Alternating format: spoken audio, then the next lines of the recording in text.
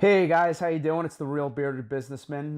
Hope you guys enjoyed the last week's video there, and really are enjoying here the whole the theme, which is breaking the habit that is going to drag us through. Nah, I'm just joking. That's gonna drive us through April here, and I think one of the most important things here is to be able to create a little self-control for ourselves and build that self-control if we don't already have it.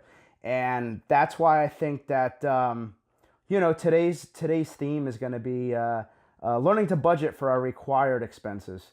And I think once we do that, then it's going to be a lot easier to identify our needs and our wants columns as far as what our expenses are. And a lot of times we're going to find out that, hey, we're spending a lot of money on wants when we really don't need to spend that on those items, and we can be doing something else way more productive with that money. All right, so it's kind of a little bit of background here, guys.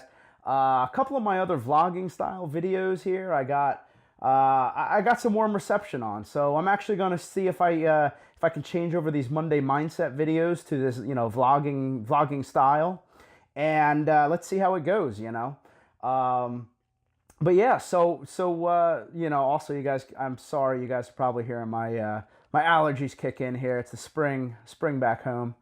Well, really back home is really just outside the window. But, it's spring, and I have horrible seasonal allergies. So please bear with me, and I hope it doesn't, sound like I'm underwater and talking. But, okay, so this week is going to be budgeting for our required expenses. And like I said, I think if nothing else, by putting things down on paper, it's going to help us build a little bit more self-control if we don't have it, because it's going to help us find out specifically what we need to spend money on, basically to survive and to have a roof over our heads and to be able to get to and from work. And real quick, it's going to really highlight some of the areas that we can I don't want to say skip on, but maybe we don't need to spend as much money in those areas, right? So a couple items that I'm looking at is if you pay rent or a mortgage, obviously that's going to be on that expense in the required column. Likewise, if you have to, gas is going to be gas or train tickets or plane tickets or whatever, however you get to work, that's going to be in the required column. But other things that may not be so important, well, definitely going out, like on weekends and stuff like that. And hey, even gym memberships, really.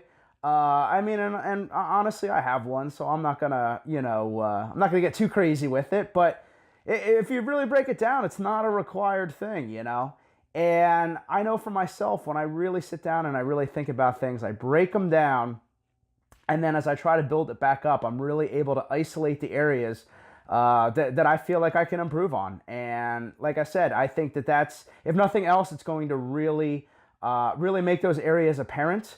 And by putting together a budget and figuring out the required expenses for the month, I think we'll be well on our way, guys. All right, so thanks again for sticking around here. I hope you guys have a great week. And hey, wish you nothing but success, and I'll catch you guys next Monday.